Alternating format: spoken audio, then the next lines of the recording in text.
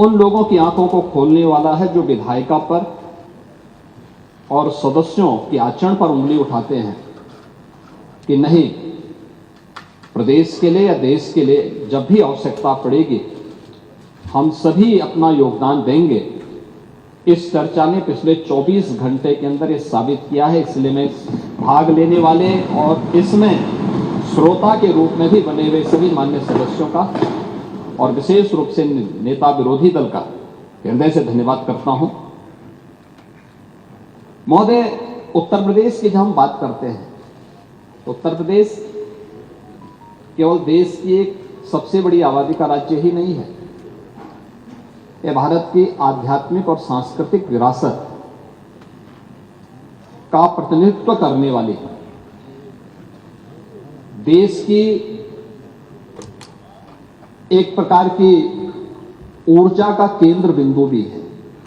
भारत की ऊर्जा का केंद्र बिंदु है जो भारत की आध्यात्मिक और सांस्कृतिक नेतृत्व को अपने यहां से प्राचीन काल से ही देता रहा है। और इसीलिए जब ग्लोबल इन्वेस्टर समिट में यहां लखनऊ में 2023 में उसके उद्घाटन समारोह को संबोधित करते हुए आदरणीय प्रधानमंत्री जी ने जो बातें यहां पर कही थी, उन्होंने इस बात को कहा था कि आज उत्तर प्रदेश एक आशा है, एक उम्मीद बन चुका है। भारत अगर आज दुनिया के लिए एक ब्राइट स्पॉट है तो यूपी भारत की ग्रोथ को ड्राइव करने वाला एक अहम नेतृत्व भी दे रहा है। ये आदरणीय प्रधानमंत्री जी के विचार थे जो उत्तर प्रदेश ने इस दौरान अपनी एक व्यापक कार्य योजना को लेकर के अपने कार्यक्रमों को आगे बढ़ाने का काम किया। और ये हम सबका सौभाग्य है कि देश अपनी आजादी के अमृतकाल में कल देश का स्वतंत्रता के 78 वर्ष पूरे होने जा रहे हैं। 78 वर्ष की इस यात्रा के आत्मावलोकन का एक अवसर पूरे देशवासियों को कल प्राप्त होगा। पूरा देश की आजादी के अमृत महोत्सव वर्ष में देश की भावनाओं के साथ, देश के नेतृत्व की भावनाओं के साथ जुड़ा था। और उस समय आदरणीय प्रधानमंत्री जी ने देशवासियों के सामने कुछ संकल्प लिए थे। जो संकल्प थे उन संकल्पों में जो महत्वपूर्ण संकल्प था 2047 तक भारत को एक विकसित भारत के रूप में स्थापित करना। हम सब इस बात को जानते हैं कि भारत विकसित तब बनेगा जब सभी राज्य इस दिशा में अपनी अपनी भूमिका का निर्वहन करेंगे और अपनी भूमिका के इस निर्वहन करने की दिशा से पिछले 24 घंटे से अधिक समय से इस माननीय सदन में इस चर्चा का होना, ये विकसित भारत की उन संकल्पनाओं को ही आगे बढ़ाने का विजन है। दृष्टि जितनी होगी वह उतना ही बोलेगा।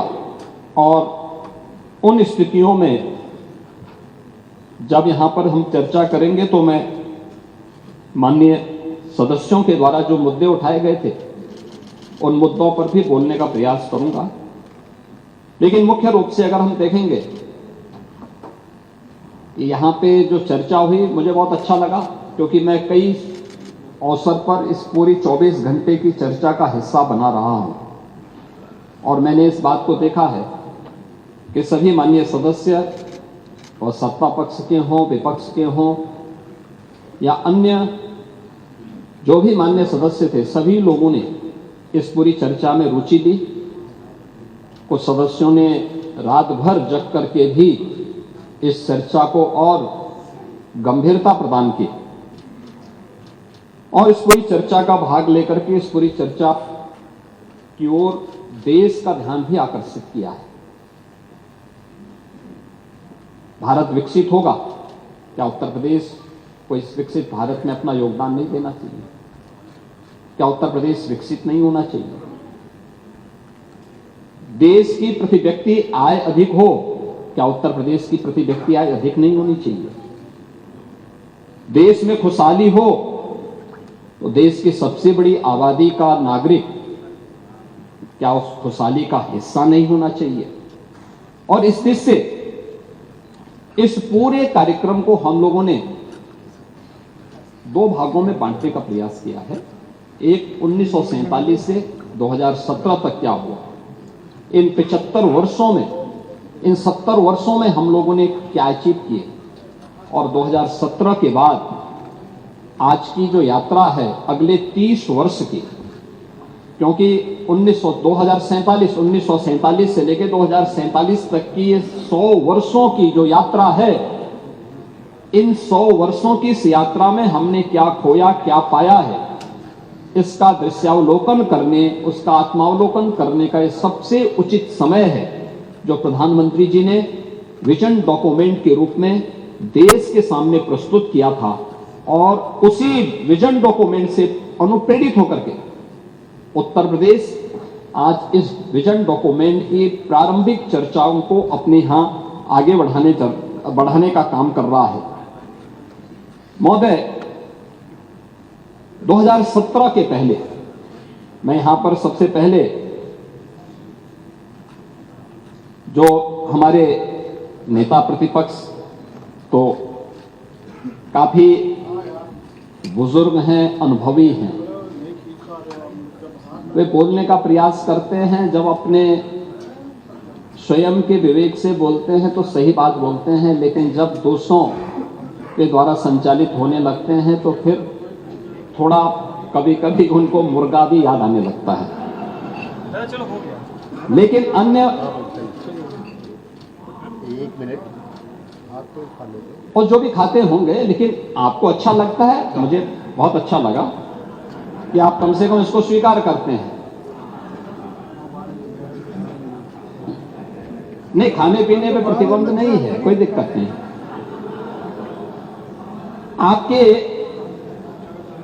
आपके विरोधी दल से जुड़े हुए कुछ माननीय सदस्यों के द्वारा भी यहां पे बहुत अच्छी बातें कही जा रही थी और कुछ कही जा रही थी, और मुझे उसी पे एक बात याद आई कि बड़ा हसीन है इनकी जवान का जादू, लगा के आग बहारों की बात करते हैं। जिन्होंने रात में चुन चुन करके बस्तियां लूटी, वही नसीबों के मारों की बात करते हैं। मैं बात सुन रहा था, आपके सभी मान्य सदस्यों की बात कर रहा था मैं, और मुझे लगा कि खन्ना जी संभवतः ना बोलें क्योंकि वे भी रात भर जगे हैं, तो मैं ही इसका जवाब आपको दे दूं। इन परिणाम क्यों नहीं देंगे खन्ना जी? आप खन्ना जी से इतना अविश्वास मत करिए। आपकी नाराजगी खन्ना जी के लिए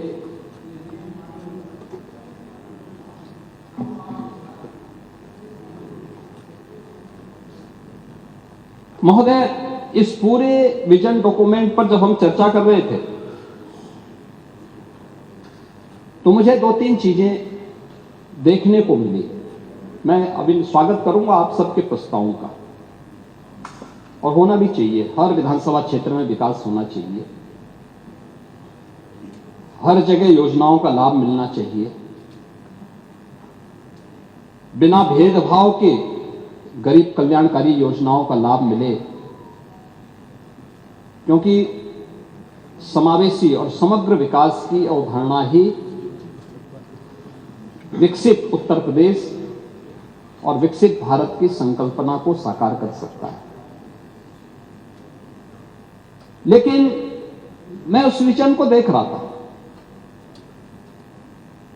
जो विकास की कम, सत्ता की ज्यादा बात कर रहा है।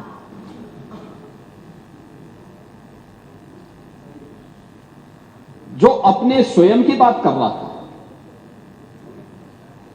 और मुझे आप लोगों की बातों से एक चीज लगी, जो लगी जिसके बारे में चारवाक ने भी एक बात कही, यानी जो अपने तक केवल सीमित करता है। जिसके बारे में उन्होंने कहा था कि यावत जीवेत सुखम जीवेत ऋणम कृत्वा घृतम पिबेत भस्मीभूतस्य देहस्य पुनरागमन कुतः। और ये स्थिति आप लोगों की है, यानी केवल अपने तक सीमित करना। आपका परिवार डेवलपमेंट अथॉरिटी भी उसी का नमूना है। यही है, ये परिवार डेवलपमेंट अथॉरिटी की ये भावना ही इस पर आधारित है, जिसके बारे में स्वामी विवेकानंद ने कहा था कोप मंडूक होना। उन्होंने अपनी कथाओं में, अपने प्रवचन में एक बात को कहते थे कि एक कुएं में एक मेढक था।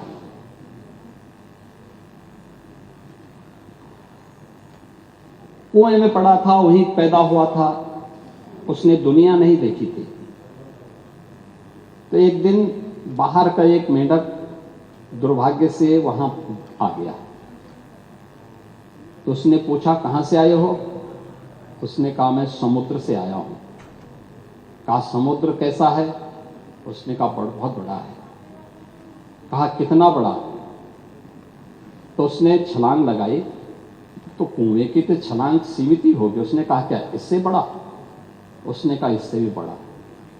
उसने एक और छलांग लगाई, कहा इससे भी बड़ा? कहा इससे भी बड़ा। कहा तुम झूठ बोलते हो। और मुझे लगता है यही दृष्टि कोप मंडूक वाली आप लोगों की है। दुनिया आगे बढ़ रही है, एक प्रतिस्पर्धा चल रही है, लेकिन आप लोग अभी भी अपने परिवार तक सीमित होना चाहते हैं। और इसीलिए मैंने कहा ना, एक परिवार डेवलपमेंट अथॉरिटी का शिकार आप हो चुके हैं। प्रदेश को भी आप वहीं ले जाना चाहते हैं। क्या स्थिति थी 2017 के पहले? 2017 के पहले क्या नहीं है उत्तर प्रदेश में? क्या नहीं था? क्या नहीं था उत्तर प्रदेश में? खन्ना जी ने कल प्रातः संकल्प रखा था, तो उस समय उस संकल्प में उन्होंने कुछ बातें कही थी।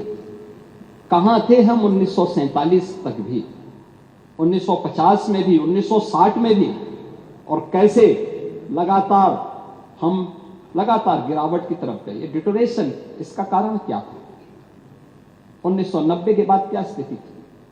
उसी पर मैं कुछ बात रखना चाहता हूं। महोदय की विशाल सामर्थ्य के बावजूद नीतिगत उदासीनता के कारण उत्तर प्रदेश लगातार पिछड़ता गया। और एक समय ऐसा भी आया जब 1980 के बाद की गिरावट ने 1990 के बाद विभत्स स्वरूप लिया, और उत्तर प्रदेश जो देश का सबसे समृद्ध राज्य था, और देश का सबसे बीमारू राज्य हो गया। यही प्रदेश है। योजनाएं बनती थी, घोषणाएं होती थी, लेकिन उनमें न इच्छा शक्ति थी, न पारदर्शिता थी, न क्रियान्वयन का संकल्प ही था।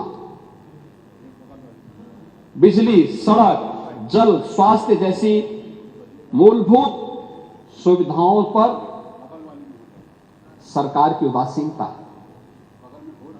युवाओं को रोजगार नहीं, किसानों को राहत नहीं, और निवेशकों को भरोसा नहीं। अपराध और अराजकता का बोलबाला था। प्लान की पीड़ा, गरीबी और इलाज के अभाव में दम तोड़ते बच्चे, क्या ये सच नहीं? इंसेफ्लाइटिस से जो मौतें होती थी, डेंगू से जो मौतें होती थी, विभिन्न गंभीर बीमारियों से जो मौतें होती थी, ये सब क्या? सरकारी नौकरियों में भ्रष्टाचार, सरकारी योजनाओं में भेदभाव, भाई भतीजावाद कल्चर यहां हावी हो चुका था। और महोदय 2017 के बाद डबल इंजन की सरकार ने कानून का राज स्थापित, अपराध और अपराधी के प्रति जीरो टॉलरेंस, उद्योगों के लिए सुरक्षित वातावरण और निवेशकों का ड्रीम डेस्टिनेशन, जल थल नभ की बेहतरीन कनेक्टिविटी, एक्सप्रेसवे, एयरपोर्ट, मेट्रो से जुड़ा, किसानों के खातों में सीधे सहायता जाना, युवाओं के हाथों में कौशल और रोजगार, सरकारी नौकरी हो या लाभार्थी परक योजनाओं का क्रियान्वयन बिना भेदभाव और बिना तुष्टीकरण के, सबकी संतुष्टिकरण के। आदरणीय प्रधानमंत्री जी का मंत्र सबका साथ, सबका विकास, सबका विश्वास और सबका प्रयास, यह प्रदेश की दशा और दिशा दोनों को बदलने में एक निर्णायक भूमिका का निर्वहन की है। अब यूपी सुशासन से, अपने गुड गवर्नेंस से आज उत्तर प्रदेश की पहचान है। अब यूपी की पहचान बेहतर कानून व्यवस्था, शांति और स्थिरता के लिए है। अब यहां वेल्थ क्रिएटर्स के लिए नित्य नए अवसर बन रहे हैं। इंफ्रास्ट्रक्चर के साथ साथ यूपी में सरकारी सोच और अप्रोच में एक सार्थक बदलाव आया है, महोदय, मैं कुछ ध्यान आकर्षित करना चाहूंगा आप सबका। 1947 स्वतंत्र भारत में जो भारत की जो जीडीपी थी, उसकी हिस्सेदारी थी, स्वतंत्रता के समय भारत का जो वैश्विक वह 2% से भी कम रह गई थी। फिर भी जनसंख्या और ऐतिहासिक विरासत के बल पर भारत दुनिया की उस समय छठी सबसे बड़ी अर्थव्यवस्था थी। 1947-1950 के पास 1960 में भारत 10वें स्थान पर था। 1980 और 2014 के तक भारत 11वें स्थान पर गया और 2014 में देश का भाग्योदय होता है, श्री नरेंद्र मोदी जी देश के प्रधानमंत्री बनते हैं। 2014 के बाद प्रधानमंत्री मोदी जी के विजन के अनुरूप भारत की जो यात्रा आगे बढ़ी, परिणाम था 2017 में भारत दुनिया की 7वीं बड़ी 11 से 7वें नंबर पर आया, 24 में 5वें स्थान पर आया और 25 में भारत विश्व की 4थी बड़ी अर्थव्यवस्था के रूप में स्थापित हुआ। विजन डॉक्यूमेंट और विजन का मतलब क्या होता है, यह है यात्रा। आपने छठी अर्थव्यवस्था को 11वें तक पहुंचा दिया था, 11वें स्थान पर भारत को पहुंचाया था और पिछले 11 वर्ष की यात्रा में 11वीं अर्थव्यवस्था का भारत आज दुनिया की 4थी बड़ी अर्थव्यवस्था के रूप में अपनी सामर्थ्य और अपनी शक्ति का परिचय दुनिया को करा रहा है। महोदय, उत्तर प्रदेश की भी आप देखें, 1947 से 2017 के बाद 17 तक जो स्थितियां थी उत्तर प्रदेश के अंदर, बीच के कुछ कालखंडों को छोड़ दें तो शेष समय क्या स्थिति थी। 1990 के दशक में औद्योगिक इकाइयों में तालाबंदी, निवेशक हतोत्साहित था, ऐतिहासिक नगर, उपजाऊ भूमि, नदियां और श्रमबल होने के बावजूद आर्थिक रफ्तार बहुत धीमी थी। आजादी के बाद 2016-17 तक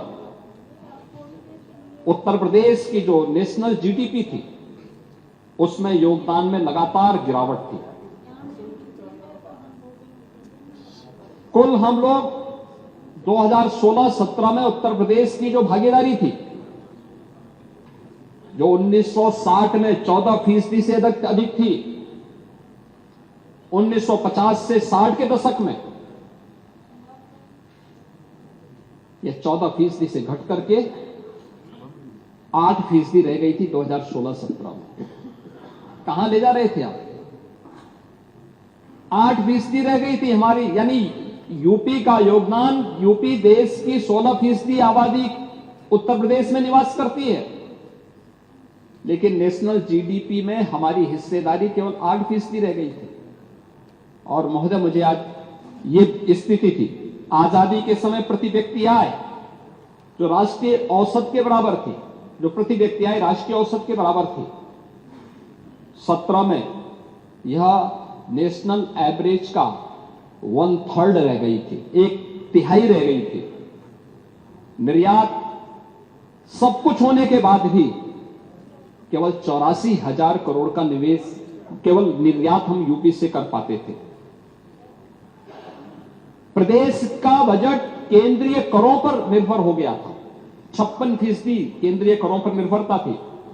और नीति आयोग के फिस्कल हेल्थ इंडेक्स में उत्तर प्रदेश की गिनती पिछड़े राज्यों में हो गई थी। 17 से 25 के बीच इन 8 वर्षों में उत्तर प्रदेश में आज जो हमारी जीएसडीपी है, या जीएसडीपी जो उत्तर प्रदेश की 16-17 में लगभग 13 लाख करोड़ की थी, आज यह बढ़कर के इस वित्तीय वर्ष के अंत तक यह बढ़कर के लगभग 35 लाख करोड़ तक पहुंचने जा रही है। कोई तुलना है? 1947 से लेकर के 2017 तक केवल 13 लाख करोड़ की, और 2017 से लेकर के 25-26 तक हम इसे 35 लाख करोड़ तक पहुंचा रहे हैं। उत्तर प्रदेश का जीडीपी में योगदान जो केवल 8% रह गया था, 50 के दशक में जो 14% था, 2016-17 में रहकर केवल 8% रह गया था, आज इसे हम 9.5% तक पहुंचाने में फिर सफल हुए हैं।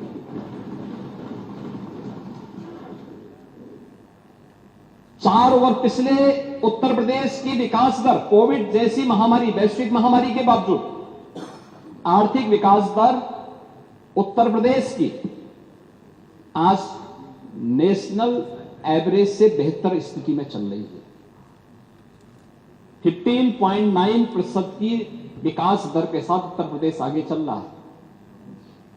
प्रति व्यक्ति आय 43,000 करोड़ रुपए से बढ़कर के इस वित्तीय वर्ष में 1,20,000 करोड़ तक ये पहुंच चुकी है। और मेरा मानना है कि उत्तर प्रदेश में संभावना है, आज हम इसको आगे बढ़ाएंगे।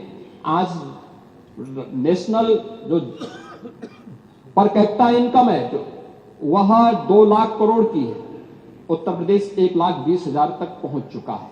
और मेरा मानना है कि उत्तर प्रदेश में संभावना है, और इसीलिए जो हमारा एक्सपोर्ट था 84,000 करोड़ से बढ़कर के 1,86,000 करोड़ पार कर रहा है, और बजट 3-3.25 लाख करोड़ से बढ़कर के 8,08,000 करोड़ इस वर्ष हम लोगों ने प्रस्तुत किया है।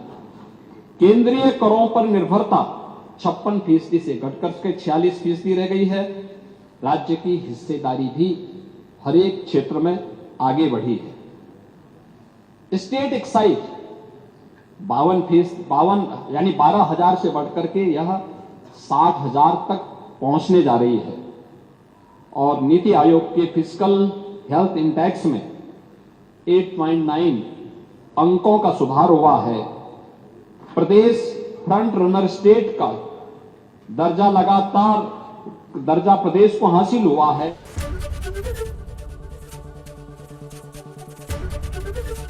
एबीपी गंगा, खबर आपकी, जुबान आपकी।